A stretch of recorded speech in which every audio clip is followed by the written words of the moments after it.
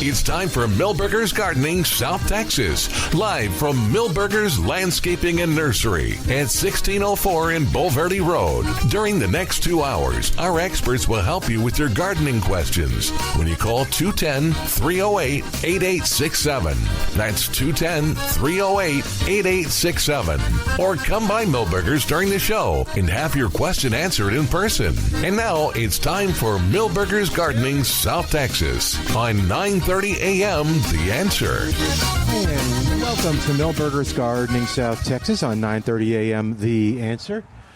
What you looking for? You okay? No, Trace told me to find a place. Oh, okay. And that was still on my mind. I got you. All right. Well, we're here at Milberger's at 1604 on Bulverde Road. What is it supposed to do today? Is it supposed to get some more rain? It's light with scattered darkness towards evening. Okay. 30% chance is all. Oh, 30% chance is all? All righty. Well, we're here with Dr. Calvin Finch, Mark Peterson, and we encourage you to give us a call, be a part of the show. In fact, I'm going to make today's news event the rain that we got this week. Yes. Did you get some rain? I got a little over an inch. So that was, I think, Easter. Sorry? When was the first rain? Was it overnight? All I know is I woke up at 4:30. Yeah, it was an early morning on both days. And I'm not going to say anything. Lots of thunder. But we were talking about it a week before. All right. For those who don't know, Milton subscribes to the myth that the Cenizos will tell us when it rains. When it's going to rain. And it was pretty close. It was like 7 days or 6 days. It was 6 days. Yeah. I would say we can give the Cenizo a 6-day break. All right. So I think that's what we agreed upon. Okay. So, yeah, and it was wonderful to get the rain. We got about 2 inches at the house, but the whole week. How much did you say you got? Just over an inch. Just over an inch? Okay. Whoop. Now, where'd I go? There we go. From what I saw on the map, the further northwest you went, the little less you got. Oh, really? Okay. But like places like Spring, help me out. Spring Branch, Bulverde. Right. That area got some good rains, and that's important. Yes, that there is an extension of the recharge that follows that area. And then what about Calvin? And you always talk about Hondo, Castroville area. That's Quihee, sir. Quihee, home of the Quihee Gun Club. That's Myco. That's kind of the spot we'd like to have it in. Oh, okay. And did they get any rain? Yeah. Oh, good. Everybody got rain. Oh, good. Yay. All right. And maybe today, 30% chance. And looking at the forecast. Yes, I was just going to mention that. Look at the forecast at Wednesday, Thursday, Friday, or Friday, Thursday, Friday, Saturday. Tuesday night, Wednesday, 50% chance on Wednesday. Well, there was a real optimism just a couple days ago for that whole next week, but the last forecast I saw, there was only 1 day that they were. Oh, okay. All right, so we're pretty close to 2 inches for the month of April. No, month of April. Okay. According to the newspaper this morning, checked, and the historic average is 2.4. Yep. Oh, wow. So that's pretty good. Now, if we can keep the trend going, May is traditionally about 4.4 or 4.5. Oh, wow. So May is really the month of rain. Okay. And so hopefully we get some more in May. Yeah. And we will ask our rain rangers out there to call us with your location, approximately, medical center near the airport, Please. whatever, and give us a rain report. And even if you're outside of San Antonio, we want to hear it. So that's 210-308-8867. So near the airport, 2 inches for me this week. And then you got inch medical center. And do you know got a little over an inch. You got a little over an inch? Yeah. Wow, how did we get so much at the airport? That's weird. No, it's not. It's not? It is in the venue of rainfall. Oh, okay. You get scared now. Yes. Now. 2 months from now, I may get 2 inches. and you may only get half an inch. Why would you do that to me? No, that's how it goes. Okay. Well, when 20 years ago, Mark, when you were putting together that, how do we measure how much water? So we're applying the principles of evapotranspiration on our local rainfall, and then we would give first Calvin and me would give the recommendations for rainfall for how much. And so we'd constantly get people calling up who goes, well, it didn't rain in my neighborhood. Yeah, no. And so that's why I want to, it's a balance. But it always amazed me that for a while there it seemed like the rainfall was consistent across the San Antonio area, but it certainly isn't now. Mm-hmm. No, that's the weird, that's what always surprised me, coming from New Orleans where, you got these big storms off the Gulf, and everybody got rain, and it rained all day. Here in San Antonio, you get rain for an hour, and the airport gets it, but medical center doesn't. Mm-hmm. But we Al back at the station was talking about enough rain to fill a bucket, and we had our rain barrel overflow, so it overflowed. Yeah, it didn't. We did the siphoning method and watered the yard. You were correct. You raised it up initially, What's right? that? It's on blocks to get a little pressure. Oh no, I didn't think of that. I should have. Yes, I was going to compliment you because I thought I you know, did but that. I can't take a compliment if I didn't earn it. Otherwise, no, you'll have to do a little siphoning on that one. Yeah, but it worked. I'm just envisioning you siphoning. Yeah, it was quite well. The weird thing with the siphoning is nothing. Don't take too many mosquito larvae in. Yeah, that's one. Oh, I didn't think about that. I bet I did. I'm just saying. I think I may have swallowed some mosquito larvae. Not sure. But yeah. So the first time, it's funny what you can find pleasure in. So the first few times I did it, it's like it just trickles out. So it's like, okay, I'm going to put it by the oak tree and let it get some more water. But last night, man, I was a siphoning fool. That water was pouring out of the trash can. And, I watered everything. The saws. No. You put. No, we still have we can still do I can probably still do the raising of it on the thing. Okay, I misunderstood. Sorry. That's okay. Hey, 210-308-8867, 210-308-8867. Al wants me to remind you, he's a friend of the Tobin Library over there at 4134 Harry Wurzbach, and they're having a plant exchange tomorrow. So it's you can go on out there between, I think it's 11 to 1. It doesn't say on the website. Oh, it does say on the website, plant swap. Okay, yeah. Clippings, seeds, pots, watering cans, other supplies are welcome. And, yeah. Who's sponsoring it? At the library. Yeah. So 210, so check out mysapl.org for more information. 210-308-8867, 210-308-8867. And can I brag more on Milton's garden? Yes, please do. Okay. Y'all never told me. Since this year I kind of got into zucchini and cucumber and the beans and stuff, the bush beans that I got. They have beautiful blossoms. They're gorgeous plants. Besides being they're nice little yellow flowers. So, yeah, I got the yellow ones. So the yellow ones I think are the zucchini or the cucumber. Both of them have okay. Which one has the big yellow ones? I'm pretty sure squash. Squash, yes. Yeah. What's that? Oh, I was just thinking of the iris blooms, the yellow iris blooms when you mentioned the large, big yellow. Oh, gosh, they're beautiful right now. And did you have a question? Can we ask it on the air? What's that? Sure. Okay. All right, cool. Grab this mic. You'll be on the air, and everybody will be able to hear you. What's going on? Yes, sir. You're on the air. My wife and I are here getting some new plants, and we have a bunch of old pots in the backyard that have dirt in them still. Can I just mix like 50% new compost with the old dirt and refreshen it, or do I need to get rid of it and start over? Oh, I think you do wonderful with the 50-50. Okay. Excellent. Yeah, because I do it all the time. Sometimes I don't have 50-50, but sometimes I just use the old soil. Okay. But and as long as you fertilize it, it works well. You know, you got some fertilizer for the containers, like Osmocote or something. Okay. Yeah. All right. Yeah, do that. It'll work great. Excellent. Cool. What you gonna grow?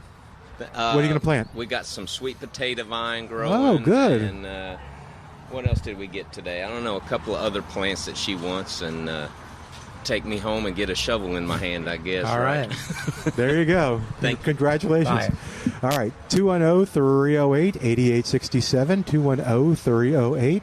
210-308-8867. That's a great question, because I'm sure we have other people who have saved pots with soil in it, and it's kind of like, okay, now what do I do? It's been a year or so. Well, I'm glad you related it personally, because I do the same. Well, and I never understand that the getting rid of soil like it's wears out. You know, as long as the structure and the only thing I was going to ask is, when he said old soil, is it?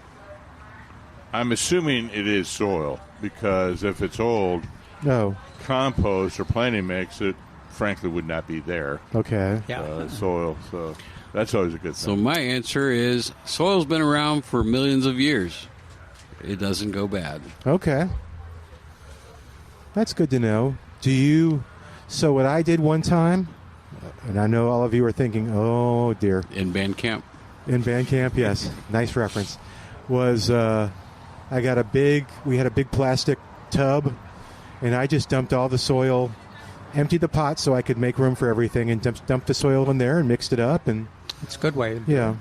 Have a reserve there. Yeah, there you Reservoir. go. Yeah. So, what were we talking about? Oh, the zucchini. And you can enrich it with a bag of soil, a couple bags of soil. Just kind of mix it in. Mix, yeah. I got my soil. Oh, Trace will be happy to know the plants that I was bragging about were planted in pots filled with the potting soil I got here at Millburgers. That's good. Yeah, and I was bragging how beautiful they are. They're not only beautiful green, but they're like, I have big yellow flowers on the squash. I have little yellow flowers, I think, on the cucumbers. You do realize you can actually cook the boy blooms. I can clip them? You can cook them. Cook them? I didn't know that. There's recipes for frying them up. Oh, wow.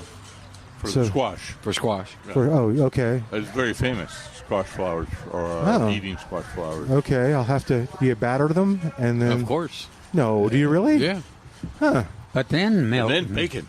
Milton, if you use up the bloom. I do the air fryer. If you use up the blooms, you won't have any fruit. Yeah. Yeah. But you can be the bee, and you pollinate. You take the boy flower and cut it, and then go to the girl flower. Oh. And then you can go eat the boy flower while the girl flower makes you more to eat. Okay, so how do I know the difference between is this elementary? So, for the lack of getting myself in trouble, the girls have a swollen butt on the end. Oh dear. And the boys don't. Good luck with not getting yourself in trouble. All right. The boys tend to be a little smaller. Oh, okay. That'll be interesting. And the bean, you talked about getting beans here. Yes, my wife planted a bean this morning. Okay, I have little purple flowers on those. That sound right? On the bush bean? On the green beans, yeah. Yeah. Well, I'd say purple with a little white, or a little white or yellow. Yeah. Light yellow. Yeah, and they are, they're crawling all over everything. They want to go. They are not happy in the pot. Are they in but I full haven't, sun? Pretty much, yeah. I would say. Now Calvin is grimacing. No. The same effect down in downtown. Oh, okay. So we're experiencing some burning on the green beans. So yes, I agree with Calvin's grimace. I would have a little western shade. Yeah, okay. Well, they get sun pretty much until, from morning until about 3. Oh. Yeah. Okay. Hey, I was going to say, so on the package, yeah. It says full sun. That does not necessarily mean Texas sun. Yeah. Okay. All right. Cool. I'll make that. What about your? What about those tomato seeds that we had? Well, you gave me the Yeah, have we in the number any of one them pot? tried? I have plants. I don't have any fruit yet. Yeah, I have some fruit. How big are your plants? Hang on, are? Trip. They're not as big as my ruby crushes that I planted by already a transplant. 8 inches, 10 inches. Oh, well, that's good, though. I just my transplanted ruby crushes mine are 2 feet. Oh, wow. in the bigger containers, but mine are still tiny. The fruit, not the plants. No, the plants. The plants? Oh, how odd. No, mine are doing great. They're going gangbusters. Lots of blooms on them. And I have some that have tomatoes that are probably maybe a little smaller than ping pong ball size. From those seeds we got? No, I didn't get seeds. You didn't. No, no. Where would I have gotten seeds? You got seeds from a from the 968, you mean? Yes, Yeah. that's I'm sorry. I didn't understand. No, mine are not doing anything. And I think I know what I did wrong, but I'm going to ask you that in a minute. Trip is on the line, got a milkweed question. Do we have anybody that can answer a milkweed question? We can try. We All got right. 4 of us here. Trip, welcome to Milberger's Gardening, South Texas. What's going on? Hey, guys, there's a whole lot going on. I've got blooms everywhere, every kind of planted y'all talked about in the yard, blooming. And Yay. I'm waiting for the monarchs, and the swallowtails have already come. There's larvae all over the rue. But when I took the class, we got to take 2 home. One that was marked snowy, and waiting for them Showy. to come up. Yeah. Showy? Showy. I like snowy better. Okay. No, smelly, I thought he Oh, said. smelly? They didn't. Yeah. Oh. So one came up, and then it wilted. And then now I've got one of the milkweeds, and so I've been tracking it, writing it down in the notebook and everything, but it's only about an inch tall since then, and it has like 6 little leaves on it. Do I need to change the potting soil? Do I need to change or put anything Well, they're on notorious, for sitting and staring at you, getting about 2 inches tall and just sitting there for the first 2 years. Oh, my Lord. Wow. Yeah, that's one of the real challenges. I think, though, if you're seeing anything that looks like they're not getting enough nutrients or they're not responding to the soil, I think I would go ahead and transplant it into some soil that you're more comfortable with, or a place in the garden. But I think it'll survive, because that's their pattern of growth, is just to be small. What was the first one that you had? It was a showy? Yeah, and it came up. It was just the seeds that they had planted, and it came up, and then it got about, I don't know, half an inch, and then it wilted. It only had like 2 leaves on it, and I made sure. I mean, I'm really into it. Wasn't getting too much water, was it? No, no. Huh. 'Cause I'm kind of watching that. You're just describing one of the the issues with milkweed. There, the germination success rate is about 5% or 6%, not much, and then that first couple years is pretty frustrating when they finally take off. I just thought maybe I was doing something wrong, but yeah, the mist flowers bloomed. All of the milkweeds are bloomed. The lantana is all bloomed. I've got firebush. I got everything. Wow. Do you have any monarchs? No. Yeah. We haven't seen many. Yeah, we saw some here. Yeah, we got excited about the ones we saw here, and then the weather changed, and we hadn't seen any since. Well, I've had the yellow butterflies like the sulfurs. I had black swallowtails, the tiger butterfly, the yellow one, and some other smaller ones. But I don't know. I don't know if it's because of the weather or what the deal is. We debate that every weekend. The monarchs are hard to predict, and they're we don't have the best answers for them. The researchers all have difference of opinions, and they're trying to gather information that will help us figure out what it takes to get them to predict what they're going to do. Yeah, they're all in bloom, all the milkweed, and then some of them are already making seed pods. That's cool. Which milkweeds are in bloom? I got half of them are tropical, and the other half are the regular milkweed. So, tuberosa? Yeah. Yeah, cool. Well, that's good. Yeah. So that's I wanted to check with you also. I'm going to change the potting soil. Maybe I should use the one I got. All my Ruby Crushers, they're full of tomatoes. My 81s are full of tomatoes. It sounds like he's bragging to me. It's okay. We take bragging. That's what we're counting on attendees of that class is to figure out what works for them, and then hopefully we'll figure out a technique that'll work for everybody. Okay. So, well, I'm writing in the notebook use your every day. instincts. Yeah, I got the notebook, and I just started from day one writing in everything, what's going on with him. Sounds wonderful. It might help. Yep. Okay, I know y'all going to have other callers. Yeah, keep us. What's that? I said I know you probably have other callers, so I don't want to talk too much. Well, we got to take a break, so you're perfect, man. Good talking to you. Okay, thank you. Call us back with updates. Bye-bye. All right, 210-308-8867 that you can call and be a part of the show. We're going to take a break and come back in a moment. 210-308-8867. We got more of Milberger's Gardening, South Texas. Come visit us at 1604 and Boulevardy Road. The nursery is full of your gardening peers. Come on by and take advantage of some great specials and come on by and just enjoy the day. Back in a moment on 9:30 a.m., The Answer.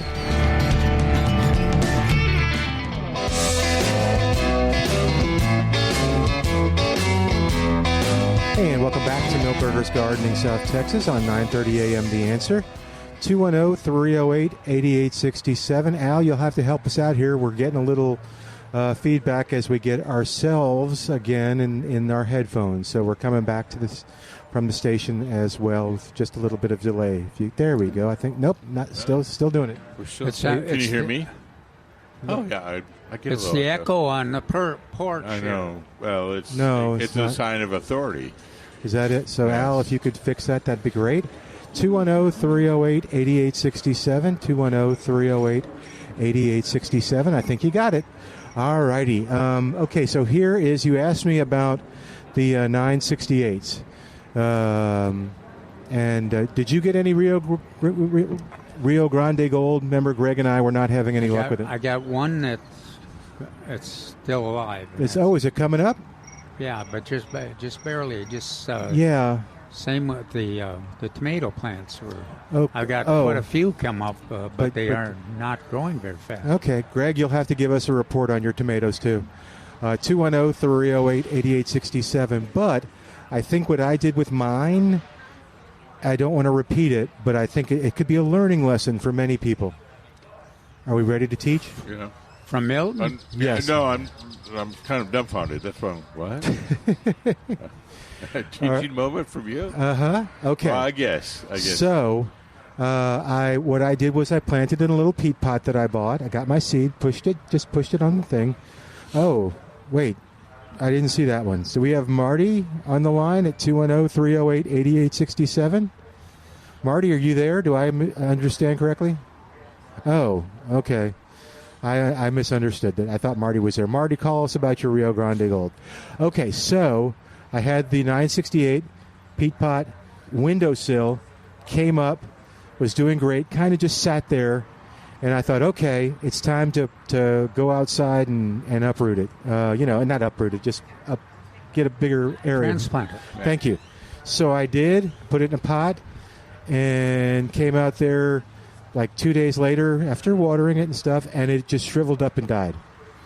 And so I was wondering, and this is what I want to avoid with that little plant that I sent you, do you have to, if you have seedlings that are in the house sprouting, do you have to acclimate them to the outside before you put them outside? In other words, do that? Well, what I read was you take the sprout and you put it outside for a couple hours, then bring it back in. You have a little talk with it, a conversation, a counseling session. I think he's making fun of me. I was saying a little build me up. You can do this. Yes, I will if I have to. But so no, plants don't go into shock at all if you just take them from inside to outside. Well, yeah. Well, they can if it's a. Yeah. You're going to 100 degrees outside. Yeah. Okay. Normally you have a little shaded patio, or you put them for a little while, like a nursery. Right. Okay. And so they get adjusted for school. And So they get what? adjusted for school. You know, it's a little kindergarten, a little No, I got it. pre-K type thing. I think what I read said this would harden them off. Yeah. Yes. Apparently, I guess they're a little. That is the term. And so, how do I harden off the seeds to have the best success? And You don't harden off the seeds. I'm sorry, not the seeds, the sprouts. What is your suggestion? Well, just like Mark said, just give it and probably what you did, but it doesn't always work. Oh, okay, yeah. So I've got my what I think is a lemon seed. Right. Remember, I showed that to you. Yeah, that's what you think. And I said, be patient, Kohai. Yeah, well, lemon's Okay. a little tougher. Yeah. They're not as worried about the transition as Okay, so just to be safe, how would I transition it now from this? It's in a little terrarium pot. So Okay. the lemon or the lemon. Right. So do you have this like a patio that's somewhat shaded? Yeah. Okay.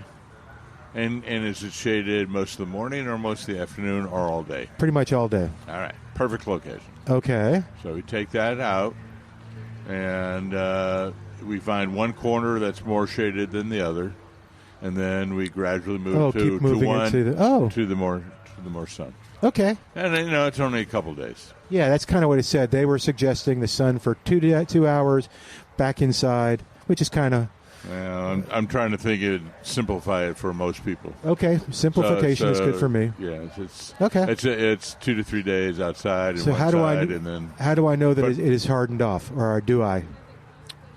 So what do you do? I mean, So I want to put it in a bigger pot. depends on the species. Oh, So as Calvin mentioned, like a lemon is going to slowly develop a woody stem. oh, okay. Even in 2 or 3 days. No. I mean, Oh. slowly over time. Okay. And but then they don't need much of a Okay. transition. Cool. All right. Well, apparently, the herbaceous material is what you're worried about. Those stems that never Oh. develop a woody okay. center. I'm trying a little different strategy. I had the same problem Hang on, Greg.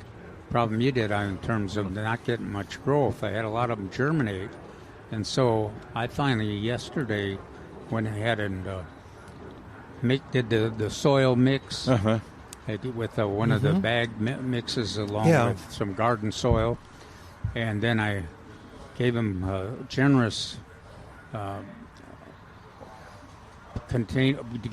addition of Osmocote, and I put them from the 4-inch into the 1 gallon container. Okay. And so I'm thinking that'll be, and mine have been outside all the time, but I'm thinking that'll result in some kind of a growth response. Oh, okay. But if yours have been outside, but that's cool. Yeah, mine is now probably about 1.5 inches tall. Well, that's good though. Yeah, and it's pushing on the lid, so it's like, okay, it's got to come out. But I will tell you what happens. I'll start it today in the shade. Greg is on the line at 210-308-8867, 210-308-8867. You're going to give us an update on your peppers, Greg. That's right. How are you guys today? This is North Texas, Greg, right? That's correct. Yes, sir. Yeah. What did they do? Did they do something? Did they kick in? I'm going to be jealous. What? So I have got good news. We after I called 2-3 weeks ago, I planted probably 10, maybe 15 of the Rio Grande Gold pepper seeds, and I set them outside so it was a little warmer, or warmer temperatures, and they get occasional sunlight depending on the afternoon. But anyway, out of the 10 or 15, I've got 5 that have sprouted, and they're all probably 2 or 3 leaves at this point. So I think I'm on my way to getting some Rio Grandes this year. Sounds like it. That's great. I took the little thing that I did, which was apparently I'm into terrariums, and so I put it in a covered thing so it just stayed moist. And these guys were telling me that was a bad idea, so I took the lid off, but they haven't sprouted yet. Yeah, so. I think it seems to me like it's more dependent on that consistent morning temperature. If it stays 55 to 60 degrees, and so that soil temperature doesn't ever get too cool, that's when I've had the success on the peppers. And so Okay. I don't know if that's backed by science, but just my own observation here. So. Well, but and Mark has been alerting us to the fact that we've crossed the line finally on the peppers. You know, we get about May 1st when if the weather is relatively cooled in the spring, then it's May 1st is when the peppers respond, and it's warm enough. Whereas the tomatoes are more comfortable with a month longer than earlier. Yeah. No, all my tomatoes that I germinated, they've been up. I've got probably 4 or 5 in the garden right now, and they're all 18 inches, 20 inches tall. Wow, good work. To the point I got to cage them here pretty quick. Oh, cool. Good for you, man. That's terrific. Sure. Get too far out of hand. Yeah. Don't mind calling us up and making us feel bad about bragging about yours. I know the guys care a great deal. So, Greg, email me some pictures and I'll share them with them. Okay. Do you know my email? Just Milton@klup.com. Okay. Yeah, I'll send you some pictures. Cool, man. All right. Clean up a few of the weeds that are around them right now, make it look prettier. But there you go. Here's one of our favorite gardeners right there. But hang on one sec. Cool, Greg. Thanks, man. I want those Rio Grande reports. That's part of the reason too, so I can email you and go, how are they doing? Okay. Yeah, absolutely. Sounds perfect, good. man. Thank you. Thanks for the calling. All right, we do have a question. Will you come on the air with us? Sure. All righty. Got a question from the crowd. And you got the mic. You're on the air. And tell me your dog's name again. I want to say Parker. It's Parker. Hi, Parker. I remember the P. Hey, Parker. What's going on? Yeah. So he's ready for Fiesta. Hey, Parker. Okay. So Mexican petunias. What might this be on it? You want to look? Can you see it? It could even be just aphids. So the Katy dwarf or the big one, the big blue one. Purple one. It's typically only gets about like this. Only about, 6 or 8 inches tall, maybe? Sorry. Yeah, the dwarf. That's the dwarf. It may have some effect to it. Wow. Are all of them? Have you got more than one there? I have a lot. And I noticed last summer I had that on the leaves, and I thought it was just maybe the water, but it's not. And a friend of mine also has it on hers down in Cuero. So I'm not sure what it is. Okay. Is that scale or what is it? Yeah, well, some of the leaves are curling up, but I can't see it. I got my contacts on today. I can't go with my eyes close up. But there's something on the leaf. Let's look and see if we can see if it's... That's the one. Ask Calvin, he can see that. Yeah, something is sucking the... So, we go through the checklist. So, deformed leaves. What can cause a deformity? Well, spray, drift, like an insecticide or a pesticide could do that. Virus can do that. Or aphids or some kind of sucking insect. What else? What else can deform leaves like that? Well, it's unusual. We don't expect it in Ruellia, but of course, the virus or something. But well, and if it was the larger petunia, I mean, would that make a difference of what it could be? Yeah, they would. Actually, no, they're both tough, and they're both not subject to much. But the bigger one has less threat. Yeah. So. Dwarfed plants or plants that have, what's the term, yellowing, discoloration, variegation. Those are all genetic mutants. So sometimes they may be susceptible to the dwarf one to pests of some type. Okay. More of it. So I do have aphids on my milkweed, and I squash them off, but I haven't found anything like that. No, they're different. Different aphids. Wait a minute. You know what it looks like? Uh-oh. What does it look like? If I just showed you this white covered powder. Oh, yeah. On the sleeve. Okay. It looks like powdery mildew. What do you think, Calvin? Yeah, it's the white powdery white stuff that I'm wondering. It was on it last year. Does it get sprayed there? Yeah, when I water by hand. Yeah. Yeah. Don't. Yeah. Try to avoid getting no spraying. So is there something you can put on there for powdery mildew? Usually we just go. It'll just grow.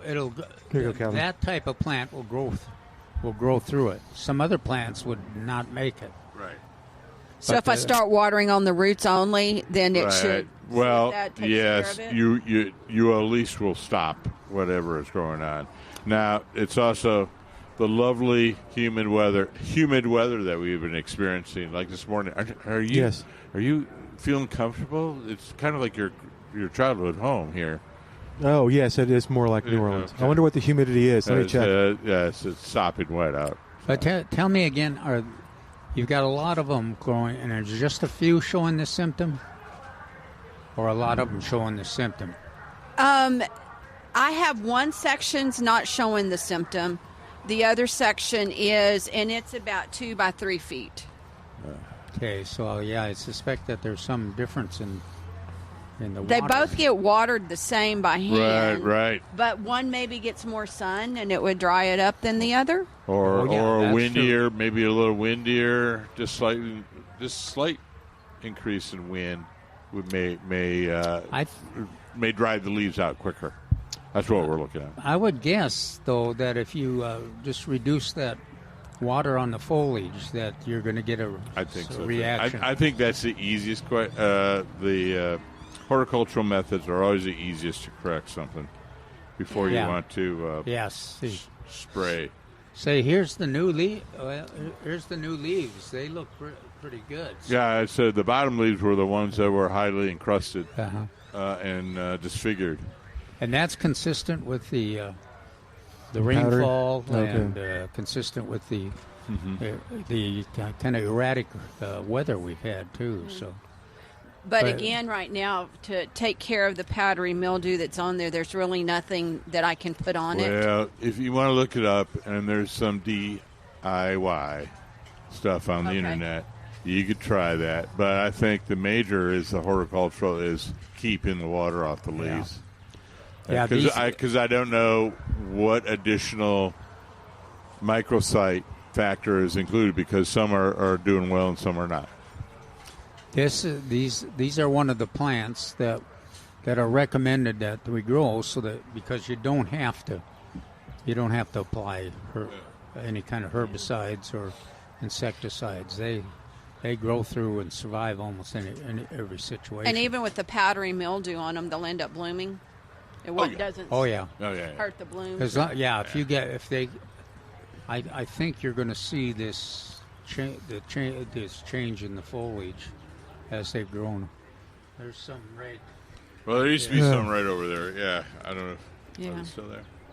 All right. Well, I will keep watching. Yeah, I will keep keep Know, watching. yeah, because I think that's kind of what the symptoms are indicated. That's a curling or disfigurement of the leaf with this powdery substance on it. Well, that's pretty classic powdery mildew. Okay.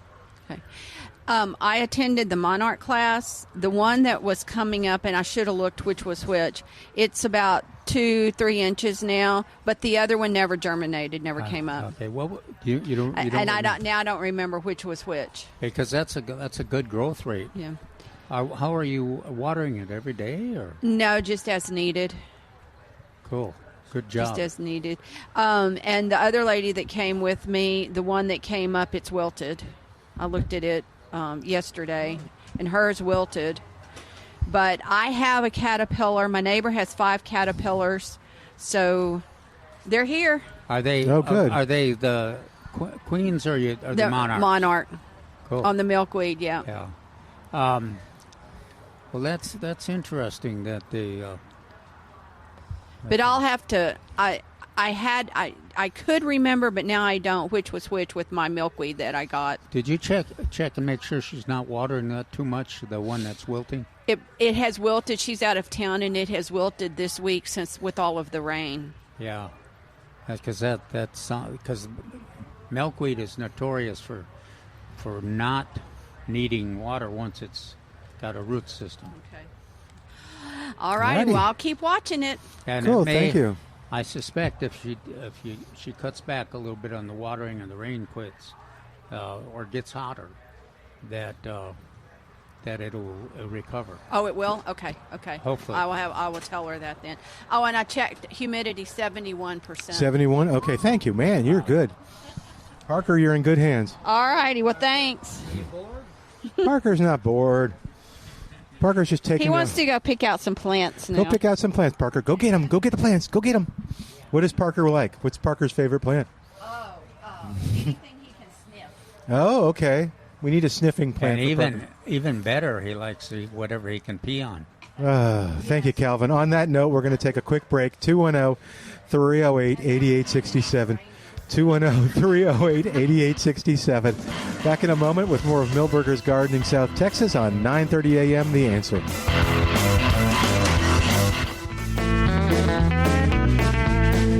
And welcome back to Milberger's Gardening South Texas on 9:30 a.m. The Answer. Give us a call. We're having a great show today and having a great day out at Milberger's. It is a bit humid, but it's nice, cool, and overcast at 210-308-8867. And, of course, we're here at 1604 on Boulevardy Road. We want to see you. Come on out and be a part of it. 210-308-8867 or 1604 and Boulevardy Road. We've got some of the 1 gallon size tomatoes. Oh, yeah, that's right. We sure do. And it's and some of them have tomatoes on them. Rodeo tomato, and what was the other selection there, Mark? That we have in the big ones? Yeah. Bobcat. Yeah. So those two are good recommended selections, and but that's probably, we're getting to the end of the time to plant tomatoes in this spring crop. But if you get access to one of these big ones, they should do fine. Yeah, there you go. Get them transplanted into a bigger container or into the garden. And how are you mentioned the Ruby Crush. Did you have some of the rodeo tomato, the 8148? Of course, yeah. I thought you did. So Yeah. how was that one doing? Because that's the one I've got some nice big. you got big fruit. tomatoes? Okay. Oh, But man. the only one that I'm getting harvesting fruit now is Ruby Crush so far. Okay. I heard a rumor, Milton. What? Like you were going to buy one of these 1 gallon tomatoes that already has tomatoes on it. Yeah. And you're going to go home and you're going to toss one of your little baby ones and you're going to stick one of those in there and say, "Look, honey, I got tomatoes already." Oh, I wouldn't do that. That doesn't seem right. But yeah, you're talking about the mighty whatchamadoodle? The baby ones that are ping pong ball size. Yeah. Yeah, I don't know. They have them. They have the. But he's improved, Trace. In the old days, Yeah, he used to get. He would buy a couple containers like that, and then he'd forget them in the back of his car or truck. Yeah, when I had the car, they would sit in the trunk occasionally. Now with the truck, it's different. But now you just leave it in the bed of the truck. Yeah. What is it? Why did you give me the malathion too? Calvin sprayed my car with malathion. I think he was trying to help me get rid of mosquitoes or something. And you had the pump-up sprayer, and he was showing me how it works, and pumping and pumping and pumping and pumping. I was just, okay, I think we got to put it in the trunk. And he put it in the trunk, and the hose popped off, and all over the... Yeah, I did not have mosquitoes or anything grow in my car. I would have traded it in. Oh, really? At that point? Okay. Yeah. Well, I don't know if it was because of the spray, but his hair started falling out after. Yeah. Now, if it had been acephate, I probably would have bought it because I actually like the smell of acephate. Oh, man. Wow. Smells like victory. It smells sweet. Oh, does it? Okay. Both of them are effective. Yeah. All right. 210-308-8867. And only use them according to the label. Yeah, don't use them as a house deodorizer or anything. Or the trunk of your car. Oh, no, do not. Don't have Calvin ever loan you the sprayer. Could have been worse. Make sure it's empty before he gives it to you. Could have gotten hot while you're driving and then popped off while you were driving. Oh, that would have been interesting. So let's see. Okay, so what's going on here at the nursery, Trace? It's a beautiful day. It's nice and overcast, which makes it comfortable to shop. Lots of color in front of us. Anything new in the color? I got petunias. I'm eyeballing zinnias, maybe? Zinnias. Vinca on sale. Mm-hmm. That's new. That's the first time this year that we've had enough of them to run them on special. What? You've got a really good selection of begonias too. Yeah, Oh, good. It's pretty good. Last week I think we only had the dark leaf, but we found a few greens. Yeah, that's an amazing plant. It looks like it's frail and looks like it's sensitive to drought, but it really is pretty tough. Yeah. Yeah. So Milton, can you Google that rock purslane? Tell us a little about it. Sure. Hang on a sec. So one of our suppliers, I asked him, "You got anything unusual?" And he said, "Yeah, I've got this rock purslane." So we put it in our ad this week. Okay. And I've heard some stories, and I want to clarify. Oh, it's pretty. Let me see if this sounds. It doesn't look like it doesn't look like purslane that we know as purslane. No. Is this almost looks more like a sedum? Does that look like a picture of it? That's what I looked up. Yeah. Okay. Cool. So the blooms and all that are like 12 inches above the plant. Uh-huh. And they kind of flop around, kind of like a whirling butterfly. Says quite showy. It's a succulent plant forming a mound of fleshy, narrowly oval and pointed blue-green leaves. Oh, that's neat. From spring into fall, it produces a breathtaking display of brilliant magenta flowers along tall, slender stems above evergreen foliage. Wow, it sounds great. Is there anything about eating it? It does not say whether I can ask if you can eat it. It doesn't sound like... Did you want to eat it? I've heard a rumor that this is the one that you can actually put in your salads. But I don't want to say that. Yeah, if he tries it and he doesn't return, we'll know that was inaccurate rumor. According to Google, not me, rock purslane, a succulent plant with attractive flowers. This is again with AI. Is generally considered safe for humans to eat, although it's not commonly consumed. While not poisonous, it's important to differentiate it from other similar plants that may be toxic. Oh, okay. It doesn't sound like it's one you would use in the small containers or in the hanging baskets, is it? I don't know. I think no, because it gets tall. I don't know. Yeah, it's pretty tall. And you wouldn't want it in the wind necessarily. Well, the blooms look like they're going to do like a red yucca where they go up off the head of the plant and then flop around in the wind. It says it's nutrient rich, but it doesn't. Oh, okay. Vitamin A, 26% of your daily allowance. Vitamin C, 35%. Magnesium, 17%. Potassium, iron, 11% of your iron. So Peter was right. He said, "I thought that's well, the one that how could you doubt Peter? He's so quiet and reserved." Yes. But when he does say things, I think he likes to be right. Yes. So that's interesting. So where do we have them? Are they in the... right there. The white pots. The white pots? Oh, we got lots of them. Good. Okay. And they're on sale. Let me see if I can find the sale. Hold on. Do you have your paper now? Yeah. Okay. I did not bring my where are they in the white pots? Right here. Where that post is. Angelonia is on sale. Pecan Looks trees like are on sedum. sale. He's looking right at Okay, it. oh, here it is. $8.88 in the number one pot. Oh, they're pretty good. Go look at the picture at millburgernursery.com. Calvin, there's 150 of them right there in the white pot. There. It looks like autumn joy sedum. See them? I'm obviously not... Yeah, well, bring one too here. These white No. containers? Third row. 1, 2, 3.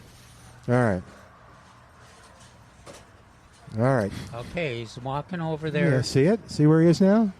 Oh, wow. Yeah. All right. I'll say there's It looks more like a coreopsis. So where would you plant it? A rock garden? Okay. You know, it would look good in front of the shrub borders, too. Oh, okay. Oh, yeah. To me, it looks more like a sedum than it does anything else. Oh, it is. So is it drought resistant because it's a succulent? Succulent, so Yeah. Very interesting. It looks like it feels like it's growing. Okay. I like that one. And we're calling it a rock Purslane. purslane. Yeah. Okay. We have like rock We need to take a quick break. Be back in a moment. 210-308-8867. And you're coming up with more of Millburgers Gardening Subjects. We're back with Milberger's Gardening South Texas, live from Milberger's Landscaping and Nursery at 1604 in Bulverde Road. Come out to visit or call us at 210-308-8867. That's 210-308-8867. And now back to Milberger's Gardening South Texas on 930 AM The Answer. Welcome back to Milberger's Gardening South Texas on 930 AM The Answer. Mark Peterson, Dr. Calvin Finch, Trace Hazlett here at 1604 on Bulverde Road, where you can find a great Mother's Day gift coming up on May 11th. Trace, you wanted to, I made you stay to talk about ideas, so what you got? Oh, we've got all kinds of things. Bird baths. That's a great one. We were talking about greenhouse stuff a second ago. So we've got lots of color stuff that would be great gifts. Hydrangeas, Brygger begonias, kalanchos, tulips, hyacinths, orchids. Yeah. Oh, the orchids would be good. The Phalaenopsis, you like those a lot. Yeah, they're so easy to grow and so wonderful. You just don't expect an orchid like that to be so successful and have a long period of bloom and every year. One of my wife's is starting to bloom, and I was like, she was saying how excited she was. And I said, well, this is the natural time that they would want to. Well, and let's see, and they'll last, 4 months? And she's had this one for a couple of years, so I'll bet it puts on 2 or 3 spikes. So I've heard stories 6 months or better sometimes. What color is it? Do you remember? I'm pretty sure it's a white with purple. Oh, that's cool. That's pretty. He's got a pretty petunia there, that purple one. I was trying to figure out. Well, you can't see him now because he's now on the plant. But all right, so lots of Mother's Day choices, and I imagine the employees can help you find something for your mom. And we'll keep talking about it a little bit too, because if mom's a gardener, she may not want the colorful frilly stuff. She may want like tomatoes or peppers, or stuff like that. Or she may be a butterfly person. She might be a butterfly person. We got lots of choices there. So nectar plants and also or hummingbird. That we have some choices for the hummingbirds. Yeah. Like what, Mark? Oh, firebush will be coming on. Esperanza will be coming on. Oh, what else? The lantanas they like. Lantana. Oh, your Rucellia. So there's the red salvia. Yeah, and Coccinia. Coccinia. That's one of their favorites. I like that for shade, folks. So if you thought that you can't grow anything in the shade, with the color. Blue mist. Yeah, that's a good one. But scarlet or tropical salvia is always a good bet. Salvia Greggii. Yeah, I saw that. Oh, a lovely segue. Oh, good. Nice job. Because, Calvin talked about salvias this morning, and one of the species he talked about. So the tropical salvia, and as well as Greg's salvia, autumn sage. It's another name. Lots of different colors. We've got at least white and pink and red here, and quite often we'll have the bicolor. In fact, we did have it last weekend, and I told somebody, there's a bicolor over there, and I looked over there, and it had been sold. So a bunch of them had been sold, but I'm sure we'll get some more of the bicolors. But it's a really a reliable, disciplined plant. Blooms in sun or shade, and it's a perennial. Blooms into the fall. Almost the entire year. Yeah. And evergreen, we look on it as an evergreen, whereas most salvias they bloom until the cold weather comes, and then they come back in the spring. So we got lots of choices there. There's the coccinia there. There's the tropical milkweed. Over there we got a good choice, a good selection of them. This is to the right of your radio dial. Mm-hmm. Yeah, on the right-hand side. See it now? You can see it. Yeah, there it is. Okay. All right. 210-308-8867, because that would actually be kind of a gift that keeps giving too. If you got like something that attracted wildlife and stuff. Yeah. Tracy mentioned bird baths, and I just assume that it's also bird feeders will be available here. I do not know. Well, I'll have to ask during the break. Well, I was just reminded me when the bird baths were mentioned that a lot of gardeners are seeing birds, a wider selection of birds than they have been seeing for a number of years. Including indigo buntings and the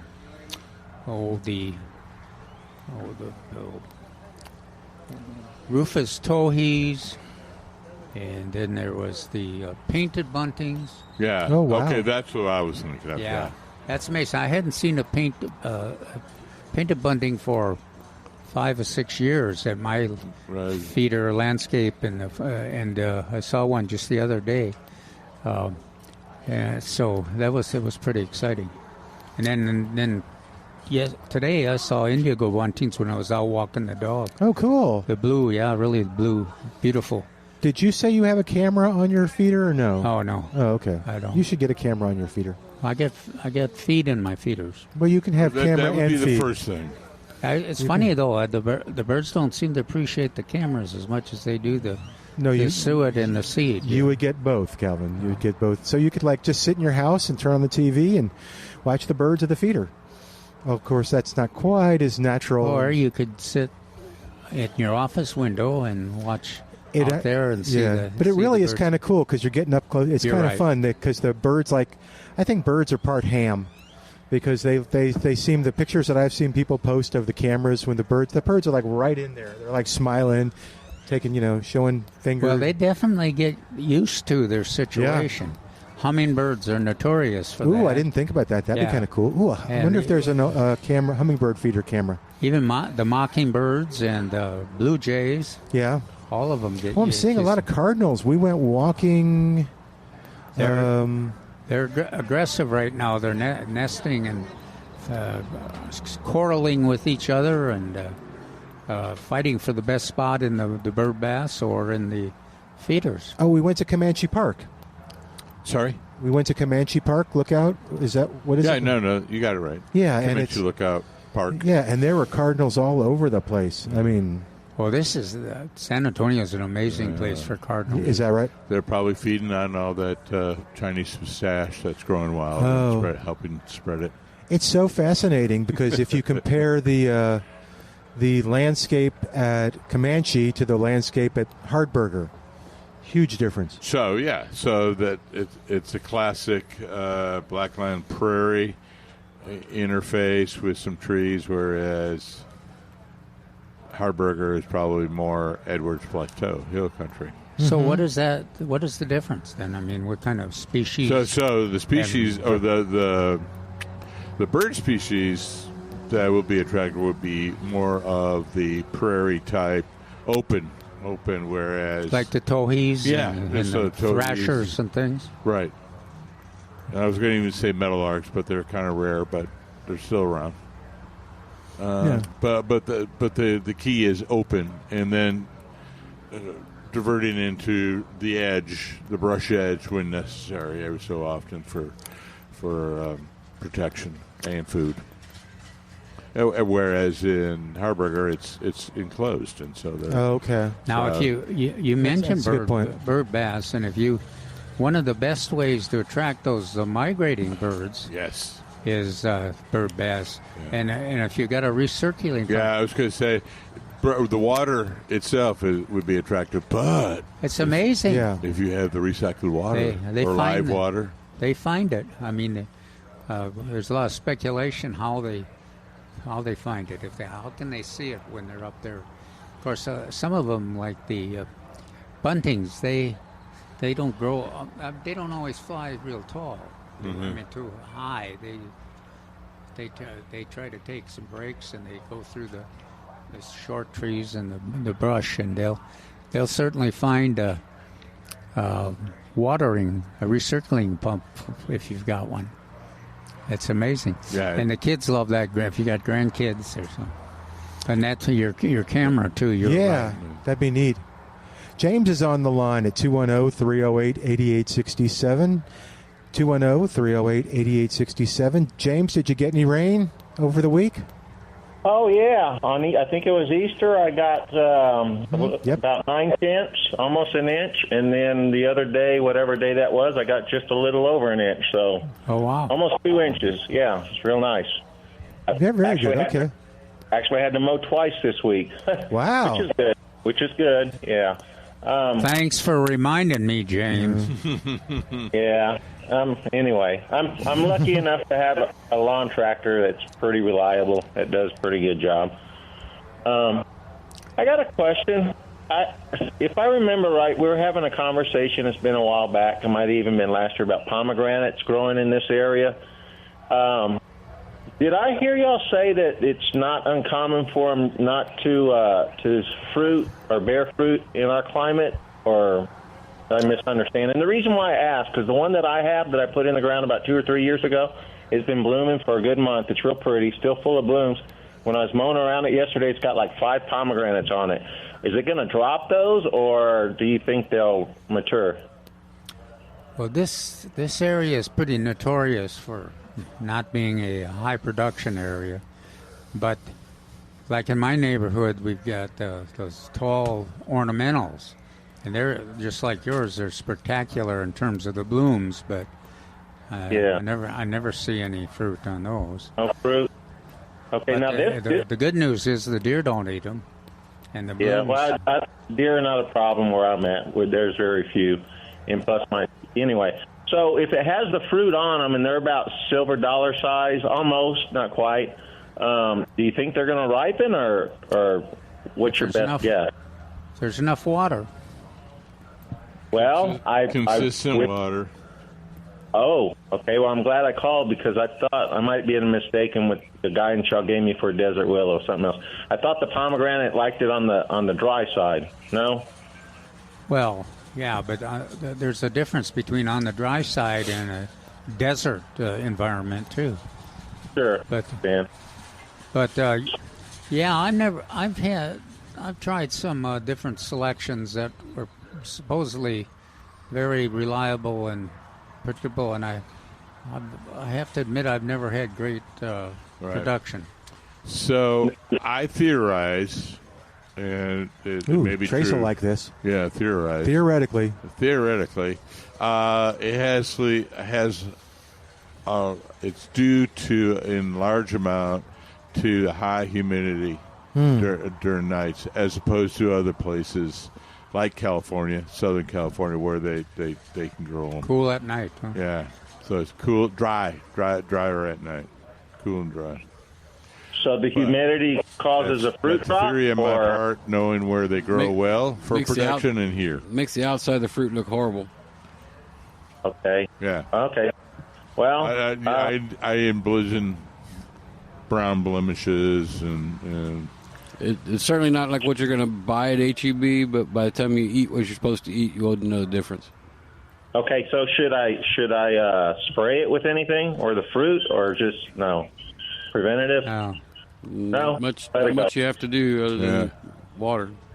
Just water periodically. Okay. Yeah, have a chat with it every once in a while to let it know how much you appreciate it. And, he's big into talking to plants. Just make it through a few more months, and sometimes that'll get you a rubber room. Get a what? A rubber room institutionalized. Oh, yeah. Would you like to be institutionalized? I'd be interested in knowing. I bet we have a lot of listeners that talk to their plants. My wife does. Okay, well, does she? Okay. This same tree, the same pomegranate. They're plants. I had it. They're pets. Yeah. Hold on. James has got a second question. Sure. Yes, sir. Okay.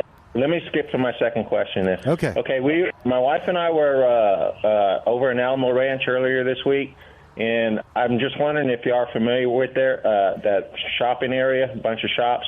All over the parking lot, in the medians, if you will, all over the place, they have this shrub, if you will, and my wife really likes it, and she wants me to plant some as foundation plants. I don't know how to describe them. They're kind of like a large grassy shrub, and then they have these long flower stalks out of the top that are kind of like an orange or a coral color flowered stalk. Do y'all know what that is? by any chance? You sound familiar? Nope. I don't go shopping much, Milton. Oh, okay. Well, Orange. that's what's throwing me off. The grassy stalks. Yeah, there's some plumy type ornamental grasses, but I can't think of anything that has color right now. Let's put out the word and see if there's. I'm sure somebody is. So this is. I was going to say this is Alamo Ranch. Yeah. Okay. Yeah. Next time I go by, I'll take a photo. I don't get over there that often. I'll take a photo. Maybe. Or if somebody in the audience knows what James is talking about, give us a call and we'll announce it on the radio. Oh, one more quick one. Sure. Right, but when I was on hold, I went over it because my Crawford lettuce caught my eye. I got 3 or 4 volunteers on the edge of the patio, and I took the tape measure out. It's almost 5 feet tall. Wow. It's incredible. Anyway. With an orange flower. Huh? No. It's Crawford. No. This is Crawford lettuce. They haven't started. They're fixing the flower, but not quite yet. Calvin told me to cut mine down by a third. What was by that? A third? Crawford lettuce. The Crawford. Well, no, I told you if you wanted more lettuce and less and didn't want the seed yet. Yeah, right. Yeah. It's a consistent production is to harvest at least a third. Okay. On a regular basis. Oh, okay. But we are in the time frame where you're not going to stop the bloom and still have edible lettuce. So let it go to seed. Okay, but you can still eat the lettuce, right? You have to eat it, Milton. You keep talking. It's going to get bitter as it gets hotter. Okay, I'll pick some tonight, and we'll have. It'll get bitter as the seed. I think I'm going to do it as wraps because it's got big leaves. Maybe I'll put some ham on it and cheese and wrap it up. What do you think? Try it first beforehand. I'd sure hate to ruin some ham and cheese. All right, James, what are you going to do with all your lettuce? This has come up in the same spot like 5 years now. I just let it go to seed. Okay. Yeah. So I wonder if I can juice it. That's working. As reseeding is working. I'm sure you could, Milton, but again, there wouldn't be much. Not much juice to this. No. Okay. All right. Well, thank you, James. All right. Appreciate it. Thank you. Yeah, man. Always good to talk to you. 210-308-8867. 210. Yes, sir. So let's just remind everybody, if anybody that knows, where's that Alamo? Oh, yeah, Alamo Ranch. Okay. Alamo Ranch is grassy. Between Culebra and Alamo, 151 when it turns into Alamo Parkway. And we're trying to identify the plant that is grassy appearance and orange flowers. Yeah, emerging. so that's what's throwing me off is the orange flowers. So, yeah, if anybody is out on the far west side and knows or has seen those plants, please give us a call. Yeah, we want to know what they are. Send us a picture. And send us a picture. And James will get us a picture, too. But, yeah, that would be great if we could figure it out today. 210-308-8867, 210-308-8867. And you can come on out here to Millburgers at 1604 Amble Verde Road. And we can talk, answer questions, or just you can do some shopping. Lots of folks, man, they're filling up that cart. They got petunias. That's great. Good stuff. Remind us again on this one. Oh, yeah. On this one, Trace. It's growing on me. That's a very, very attractive foliage. It is. Mm-hmm. It looks like a succulent almost. It looks like a sedum to me, like autumn joy or something like that. And it's thick-leafed, and it's apparently a purslane called rock purslane. Yeah, well, that rock is consistent. And apparently it's good for you. All that nutrition you were talking about. Yeah. Lots of different stuff in there. Tastes as good as kale. Okay. I like kale. Yeah. You're a kale hater. Yeah. Kale hater. No, just a beet hater. All right. Yeah, you really do hate beets. Man, when I brought that beet juice, he was like, if you don't get that off the porch right now. What is the restaurant that you go and you get in line and a little more specific. Well, there's a ton of them. There used to be a whole bunch of them. There's still a few of them that are open. I'm amazed that we soup and salad. No, that was one of my favorites. It's got a single syllable name. Panera. All right, you'll come to you in a second. Let's take a quick break. Oh, yeah. While Calvin figures it out, 210-308-8867. Back with more of Milberger's Gardening, South Texas. Give us a call. Tell us what's going on. Give us a rain report. How'd you do? Let's celebrate the rain on 9:30 a.m. The Answer.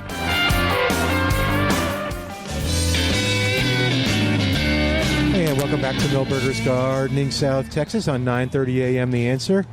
All right. Well, okay, I thought Trace was going to come back, so we were going to kind of wait for a second to tell him, but he can hear us. Karen is on the line. She is going to tell us what the mystery plant is. Hi, Karen. What you say? Hi. Yeah, I'm in Alamo Ranch right now, and I'm looking right at it. It's a red yucca plant. Oh, red yucca? Yeah. Uh-huh. Oh, so, yeah, that is blooming right now, and there are several different varieties. Well, that description was a little deceptive because you don't think of a yucca as being grassy. Yeah. But I can see why, yeah. Yeah, now that you mention it, yeah. And it's... I have them all over my yard, too, and the hummingbirds love them. Oh, how interesting. Yes. And the deer don't eat them. Well, the deer will eat the blooms, though. Yeah, the deer will eat the blooms, but I live in the hill country, so that is a challenge, but I have a dog that likes to chase the deer away, so they're surviving. But right now they do. They kind of look... I have a German Shepherd. Okay. But they do. They're kind of misleading. They're kind of orangey red. Right, and a lot of new varieties have been developed. A little intense, or more intense on the red part of the red yucca. The native one is kind of pinkish, but they're trying to get it darker. And then they have a lemon one and a lemon yellow one as well.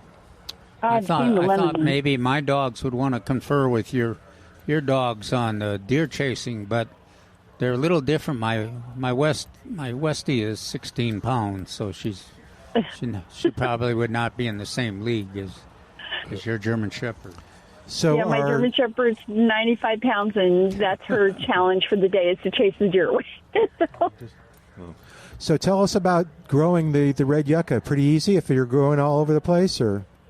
Oh, pretty easy. So I bought 3 last year in a pot from one of the big box stores, and I stuck them in my greenhouse because it was wintertime. I got them on clearance, and when I pulled them out of the greenhouse, I had about 40 little babies that had sprouted up inside the pot. So they are everywhere. I live on 3 acres, so they are everywhere. I've given them to my friends because I had so many of them, and they were only about maybe 3 inches tall when I first planted the little babies, and now I'd say they're close to 2-3 feet, and it's been about 2 months. So that's they grow cool, fast. especially with the hummingbird. So it sounds like it's a plant I can grow. It does. It grows well. Well, be careful you don't overwater it. Oh, yeah. Okay. Oh, yeah. I live in the hill country at Medina Lake. We have no water. So yeah, sorry about that. No chance of overwatering there. So. Wow, that's nice. Okay, cool. Thanks, Karen. Thanks for the good job identification. Good job. Hope James was listening. You're welcome. You have a good day. Bye-bye. You too. Bye-bye. All right. See, our listeners are so great. 210-308-8867. 210-308. Oh, we should have asked Karen if she got some rain out there by Medina Lake. 210-308. She didn't sound very optimistic. No.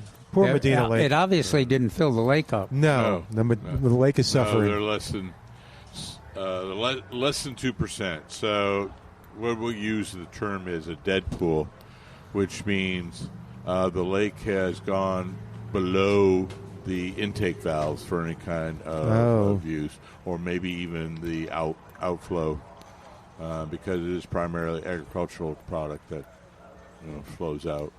Yeah. But the news article said reaching the dead pool levels, and what they mean by that's below the pipes.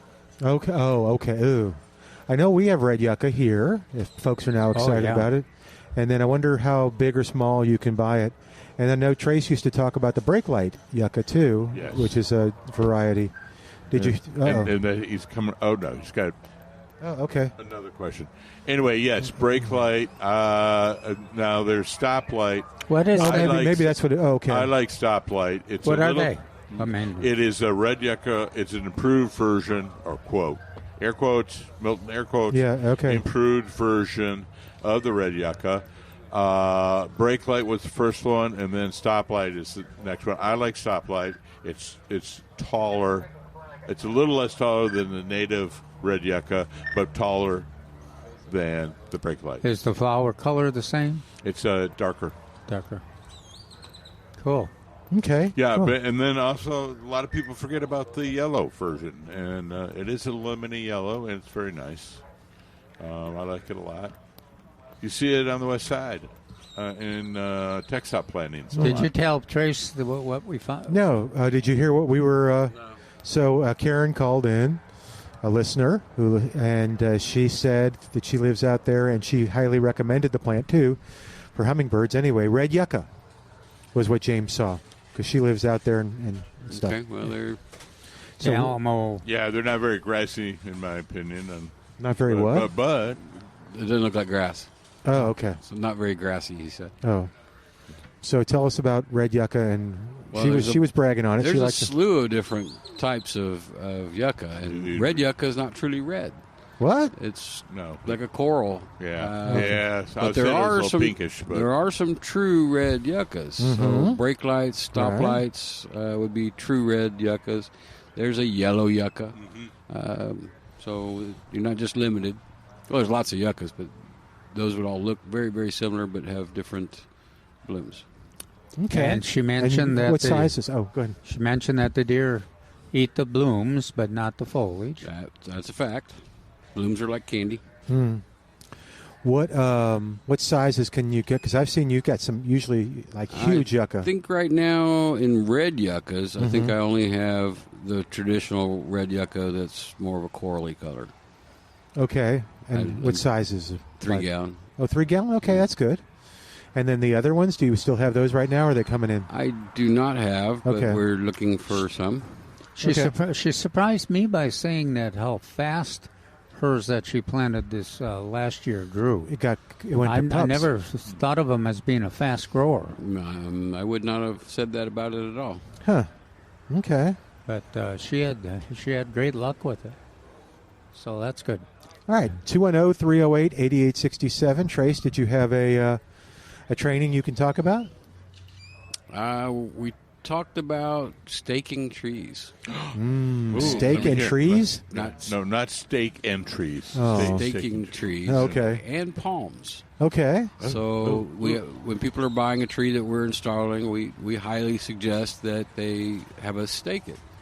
And if not, then what tends to happen is like the last week's worth of weather where you get a lot of wind and you start getting a bunch of phone calls. My tree's crooked. Okay. And so we have to charge them to go back out, and then we have to charge them to put the stakes on where we should have just done it the first time. Even a palm. We had an 8-foot palm that we had just installed, and of course the wind moved it some.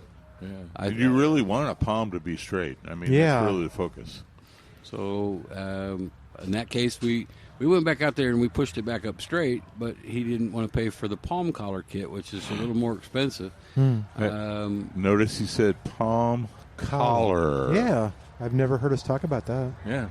You want to describe it? So this is closer to the traditional way where people would put 3 stakes in the ground. So palm collar kit's got 3 stakes, cables, and a thing that won't hurt the trunk of the palm that goes around it. The other option is building a 2x4 brace structure around it. Oh, okay. So I'm sure most everybody drove by the palms that were planted. What's the name of the mall with the boots? Oh, North Star. North Star. Okay, so Yeah. I guess probably 10 years, 15 years ago, they brought in these 30-foot tall palms, and they had them braced with 2x4s for almost 2 years. And so that's the 2 ways to brace a palm, because it can blow over Oh, okay. when it's first planted. Because the root ball is small, which is a benefit on a palm. You can use a very small root ball on it.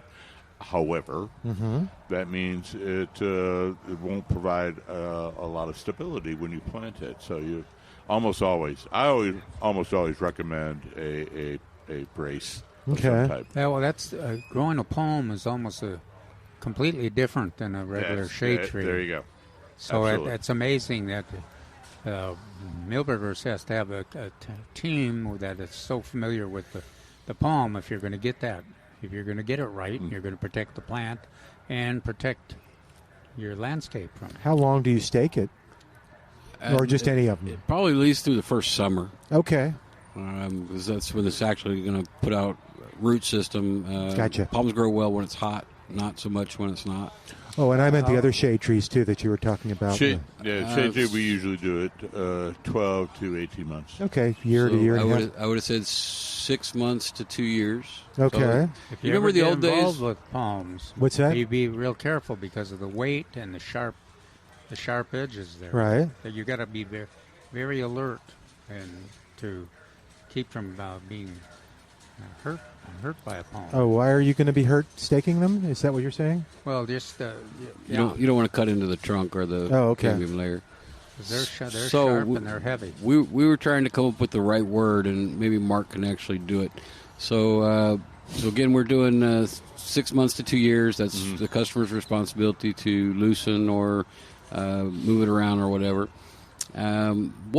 So we know we want the trunk to move some in the wind, so that the fibers. It's kind of like when we work out, our muscles become stronger. Right. How would you call that for a tree? It's development of reaction wood. That's the technical reaction name. wood. Reaction Okay. wood. So you want the movement will cause a thickening of the cells in the wood. So that will develop what's a reaction to an impulse. So when you see these big trees swaying in the wind, Milton, they're used to that. They can tolerate that if they've built up that muscle fiber. Cool. Reaction wood. That's what we call it. Okay. And pines and broadleaves have different names. But it's all under the umbrella of reaction wood. I'm trying to think of when I've ever seen a palm that's been knocked over by the wind. I can give you an address if you want. No, that does it happen quite often? We just planted it, and then the wind came, and they wanted us to go back and straighten it. Just planted, but once they're established. Once there's that, no, it's like you see these videos of hurricanes. Jim Cantore. Standing out there. Oh, yeah, and the palms are just... The palms are almost down to the ground. Because essentially a palm is a big blade of grass, thick grass. And so it'll go all the way down. Now, the fronds, if they are blown off, they'll shoot through the air like big arrows. Missiles. Oh, wow. Yeah. All right, hey, Bert's going to keep talking about red yucca on the line at 210-308-8867. What's going on, Bert? Hey, y'all. How y'all doing? Doing good. Where you at? Where you at? I love that. I know that's the guy from New Orleans for sure. Well, actually, the red yucca is not a true yucca plant. I was waiting for somebody to say it. Otherwise, I was going to do it. I thought Trace may have said it. But go ahead, Bert. Tell him. It's a creeping desert lily. Oh. Yeah, the scientific name is Hesperaloe. Okay. Exactly. And it does. It just gets a seed pod so great. I've seen them before. I have an acquaintance he's a photographer, and he told me that it was a red yucca, and I looked it up, and I was like, no, it's not. It's what I was taught is a creeping lily, because the seed pods get so tall and so heavy that they fall over after they get about 3, 4, 5 feet, and then they spread out. And they have a waxy coat on them so that they can retain the the moisture because they live in a desert. Interesting. So that's what I wanted to say. That was just my comment on it. And, I've been listening all morning. Well, it's all afternoon now. Yeah. Did you get your... it's just like, well, no, I pay attention. It's okay. I love plants, man. Yeah, I know. I was going to see if you found a gardening home that you could do. Not yet. No, they're going to take me. They're going to put me in. I guess they said because of my disabilities, they said they're going to have to put me in a VA assisted living kind of thing. Okay. That's all right, but I want to ask. I asked them if they can make sure that there's a community garden. Mm-hmm. Yeah, exactly. That's what you want. Well, yeah, so that's what I wanted to say. Hespera, huh? Yeah. That's Hesperaloe. Yeah, that's the way I remember it. It's not an aloe, but it's kind of like an aloe, but it's kind of like a yucca, too. So, okay. Yeah, I was just waiting for the right moment. So thanks, Bert, for way to go, Bert. calling in. But yeah, your timing is perfect. Thanks for deflating his opportunity there, Bert. Nah. Hey, look, okay. I just had the opportunity. I've seen the plant before. I've actually touched the plant before when I was at Fort Sam Houston. Interesting. Yeah, it's a beautiful plant. So, look, I understand, like she said, I guess that's how she was when the woman that was on earlier said it was, it's a red yucca. I'm looking at it out at Alamo Ranch. I'm like, I got you, but I know it's not a yucca. It's not a true yucca. So what was it? You said creeping lily? Yes, that's what I call them when they get so heavy in the head that they fall over and their leaves. I mean, correct myself. The seed pods. Seed pods open up. Yep, and that's how they spread. You're absolutely correct. Cool. Thanks, Bert. All right, y'all. Take care. We'll talk to you later, man. Call us again. 210-308-8867. And we want a rain report. If it's raining, looks like it's raining to the north. I think Al was right. Northwest or northeast? Sorry? Northwest. Yeah. Yeah, but we can't see the northeast, so we don't know. But, if you're getting some rain right now. That Stone Oak area, maybe. Call us and tell us at 210-308-8867. You can just leave a message with Al if you want. 210-308-8867. All right, we're going to take a break. Be back in a moment with more Milberger's Gardening South Texas on 9:30 a.m. The Answer.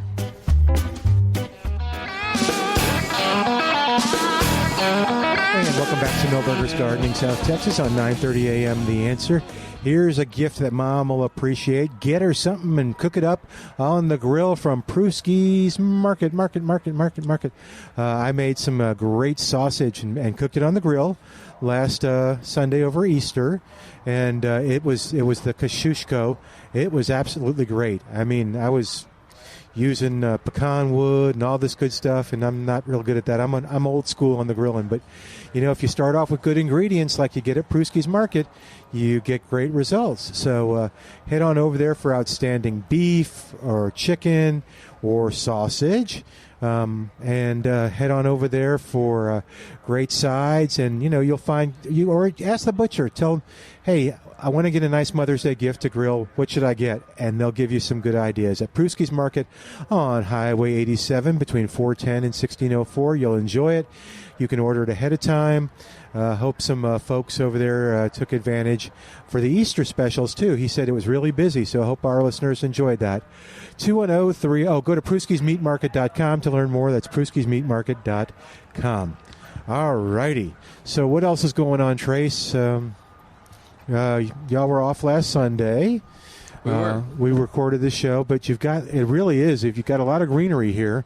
Any surprise stuff, like you mentioned, the rock purslane. That was kind of a nice surprise that we have here. Like every week, you got something kind of fun and different. We had the what was the Misty Salvia? Mm-hmm.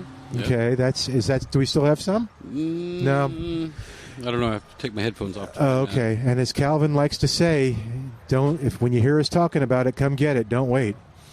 That's right. Yeah, I was looking for the kind of set. I had my goal set for the purple porterweed, but you procrastinated. Yeah, don't procrastinate. I even gave you a warning when they came in, and you still didn't get it last weekend. So now they're gone. The thing that I got that Calvin suggested was, and I'm guessing you still have them. I got the pentas. We bought a whole thing of bobber of them, and I've got 8 of them planted now. I created my own little bed, And they're kind of amazing too. They you really made me enthusiastic about them. Yeah, we're running low on pentas. Nah, hurry! I have some, but okay. not a lot. Okay, so don't wait on the pentas either. You want to talk about the pentas a minute? Why you like them? Yeah, well, I like them. It's a plant that blooms in the shade, but it's an unusual plant in the shade. It can handle a couple hours of afternoon blast sun, or you can plant it in the morning sun and it'll sit through there and then get in the deep shade, and then it blooms up storm, and it'll bloom from the beginning of when it's planted all the way until the cold weather arrives. One of the best plants for nectar all around. And but it just, if you've got a really tough spot, I always think of those spots when we talk to the gardeners and they say, well, it's on the west side of our house, and the sun blasts it for 2 hours, and then it gets back in the shade under the oaks. But it really eliminates a lot of the things from growing, and that the penta can take it. The penta, in fact, responds to that kind of a situation. You can. I have them on both sides of the house, east side and the west side, and you wouldn't know really that they're shade lovers because of the that constant bloom, and then the colors, a lot of colors too. Yeah. So the red, the white is very attractive. Pink, violet. I got the red and the white, and I'm mixing them. I got 2 beds, 4 each, 1 red, 1 white, 1 red, 1 white. How much sun are you giving them? They don't get much sun, so they get a little bit. Yep. They're against a fence, so that's kind of. That's. All right, let's really perform well. Let's talk and see if we can help Walt out at 210-308-8867. Hey, Walt, you getting any rain? We see rain around town. No, I've been watching it on the radar. We kind of say we have kind of the Guadalupe bubble. The rain comes across and it just separates and goes right around our county and then keeps going. I'm sorry. What's going on? Well, I found a bag of fertilizer in my garage. It's probably a year old, and it's 15-15-15. And I think it says on the bag fall feeding or something like that. And I'm just wondering, with those numbers, would that be good to use this time of year? Or should I hold off and use it in the fall like the bag's labeled? Is the bag open? No, sir. Okay. Is it a brick? Not quite. Does it feel like a brick? Is it heavy as a brick? No. All right, so first things first, climate control, and it would still be a 15-15-15 in a area where it fluctuates with the weather. It no longer is a 15-15-15. So still fertilizer is probably good. I would be using that, and I would use it up now because that's not really even the right ratio for fall. But I would pick something like a warm weather crop. So tomatoes or peppers, something that has to bloom, and that way it can actually use that phosphorus in the middle. Yeah, that's what would you, Trace? Would you go ahead and, if your lawn was ready for fertilization, would you go ahead and use it? I would stick with the blooming stuff. Your perennials, vegetables. Because of the 15-15-15? Yeah, the last two numbers. Okay. Well, one of the things I was wondering about is I've got a bunch of Bermuda grass that I had planted, 2 years ago, and then, of course, last summer I lost a bunch of it. It's trying to come back. But I've also got some data in the middle of it. Would this help? Bermuda, it needs hot temperatures. We really haven't got the 90s consistently yet. I missed the first part. Oh, yeah, I know. So he's got some bare spots of Bermuda. Okay. And, so that's kind of why it hasn't really jumped out yet. Once we hit that high temperature, it's going to jump. And if you want to apply that, that's fine. Like Trey said, I would use it for the vegetables, and I would use another fertilizer for those grassy areas. Okay, what would you recommend for that? 1959 if you want a synthetic. If you want an organic, we have a 612. We also have the Medina, which is a 323 in Texas T, and one other one in there. I can't remember what it is. I can't remember either. I usually do that on videos. The best one, in my experience, is 1959. It's 50% slow release and fast release nitrogen. Really works ideal this time of the year. Okay. Does that need to be watered in right away once you apply it, or yes, can sir? You just Or time it so that you get rain coming. Don't wait on that. You don't want it sitting on the grass blades. So at least water enough to get it from the grass blades to the soil. And I've taught obviously, trace does not work for sauce. I didn't say water a lot. I just said you can hand water. You can hand water to get it to fall to the ground, and then you can wait on the rain. Yeah. Milton, what are the 3 things you must do after you apply the fertilizer? Water, water, water. There you go. Okay. And he worked for sauce. Yeah. All right, cool. Thank you, gentlemen. I appreciate it, and I enjoy your time. Thank you, Walt. Hope you get some rain, man. Yes. Thank you, sir. Bye-bye. 210-308-8867, 210-308-8867. Do y'all measure I know Mary does. Do you know? Did she tell you what the rain report was here? It made a mess. That's as much as did it make a mess? It actually, and the wind. So we came here Tuesday morning before you opened and kind of tested out everything. And, the wind can beat up stuff. Like trees were over on their side. So I picked up a couple. And it's in the first hour every morning. Yeah, picking up after the... But that does bring about our other talking point for the meeting. So we we've talked about the detriment that rain can cause to certain plants and life-threatening issues and making ruts in the ground where we have to watch for ourselves and customers stepping in. Oh, that's a good point. But it also brings about fungus. Oh. So the 3 things that I've seen already is bur oaks, crepe myrtles, and grass. So we discussed what the things look like, what to spray it with, and being proactive if they've had spots that regularly have the same issue. Oh, okay. Well, do you want to, since grass is the question you get the most off, what would people notice as a fungus in the grass? So they're generally circular. And they grow exponentially. So something the size of a ping pong ball is the size of a softball in 3 days. It's the size of a dinner plate in 3 more days. It's the size of a mini trampoline in 3 more days. And it's just an exponential growth. And we talked about if you walk through it, you spread the spores.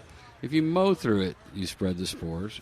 So you can have a small place that has it and spread it yourself to other parts of the yard. So what was your recommendation on what to do? Well, what to get? So when it was compost time, we talked about using sphagnum peat in lieu of regular compost because funguses can't function where it's acidic. But I think we're already temperature-wise past that. Okay. And so now I showed them the different fungicides. So F-Stop comes in a liquid and a granule. There's another one that's a systemic fungicide that is fine. And then Eagle is our newest one. And they all work very well for that. So which one? So Eagle? Eagle, F-Stop, and Fertilome systemic fungicide. Yeah, we've talked about that. And again, people can just come in and help you. Y'all will help them find the right stuff. Sure. If they've got it. But asking the right questions is super important. Pictures will help? Sometimes. Okay. Sometimes I've told people, I'm sure y'all are old enough to remember Gilligan's Island, where Gilligan was putting sticks in the ground and somebody was putting sticks in the ground and Gilligan moved them. So if you put a stick in the ground and you can have a clue, is that spot getting worse and how fast? And if that's actually happening, then it probably is a fungal problem. If it's not happening, it's probably environmental. Very, very cool. All right. We got just about a minute left. Anything we need to bring up before tomorrow? Come on out. Well, Calvin wrote about some species, and I just so happen to be working on a deer-resistant list. Oh, good. Okay, so we'll talk about that tomorrow. We'll talk about that. Yeah. All right, cool. Well, come on out to Millburgers. Enjoy the day. It's nice and overcast. Hopefully you're getting rain. I looked at the radar. There's little bitty showers around there. And we'll take a break. Thanks to Al for doing a great job. Thanks for all the calls. Thanks to you for listening. I'm Milton Glueck. This is 9:30 a.m. The Answer.